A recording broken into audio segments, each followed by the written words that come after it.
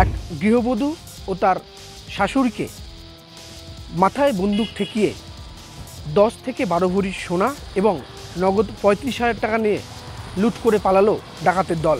ঘটনাটি নদিয়ার শান্তিপুর থানার চটকাতলায়। বুধবার দিন আনুমানিক রাত 8টা নাগাদ বাড়িতে দুজনই ছিলেন। 3 জন মুখ ঢেকে আসে এবং তারপর তাদের দুজনকে একেবারেই কপালের মধ্যে আগ্নেয়াস্ত্র ঠেকায় এবং একজন বলে যে কী কী জিনিস আছে বের করে দেওয়ার জন্য। প্রথমে দিতে না চাওয়ায় বলে দেওয়া হয় গুলি করে মারা হবে। তারপর প্রচণ্ড ভয়ে আতঙ্কে তারা বলেন আলমারি খুলে যা আছে দেখে নিন।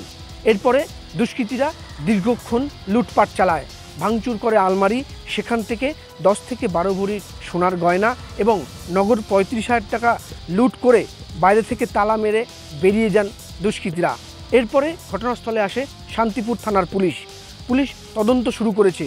স্বভাবতই এই ঘটনায় এলাকায় চাঞ্চল্য এবং আতঙ্ক রয়েছে পরিবারের মধ্যে।